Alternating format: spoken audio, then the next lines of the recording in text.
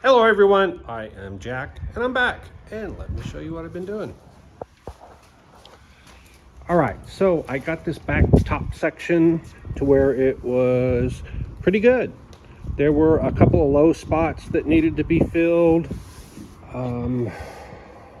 That was most of it, and they weren't real low.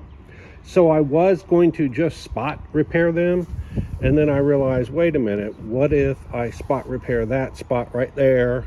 Oh, and there were thin spots too. So what if I spot repair that low spot, the spot where it sanded through, which was a high spot, and then I end up sanding through again. So I said, you know what, instead, I'm just going to put another coat on the whole thing. I did use a chip brush, and you can see the brush marks. What I'm going to do today is hit this with 60 grit sandpaper.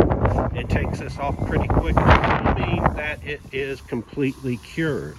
Now, if it's not completely cured, by the way, this is Gelcoat with wax, so the wax should have allowed it to cure completely, but I have had some issues with it not curing completely, so won't know until I start sanding. The way I know it's not cured is it turns gummy when you try to sand it. And if I look at the sandpaper will have, in this case, black on it.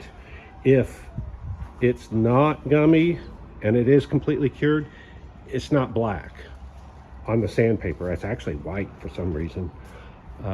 So I did this area, I did both sides, some of this lower area. I'm sorry about the wind. I'm not gonna try not to talk too much while I'm in the wind.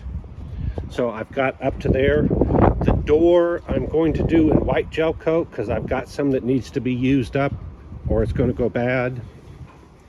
And again, the first coat doesn't matter. It's going to get coated again. Here's the other side. And so I've got spots where it dripped.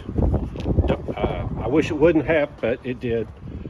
I wish I had a better brush, but I don't. All those kinds of things.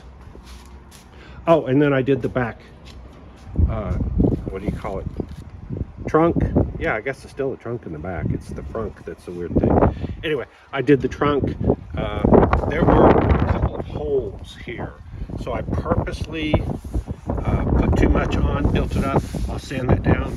There are also some pinholes that you can see are going to show up. Again, I didn't worry about that because chances are this will have to have another coat on top of it. Ideally, I wish it wouldn't have. I was going to try to get the bubbles, which are going to be pinholes, out, but I know from experience that that's hard to do. And like I said, if I have to put another coat on, then it doesn't matter. I can fill those pinholes with the next coat. All right. That's all I've got.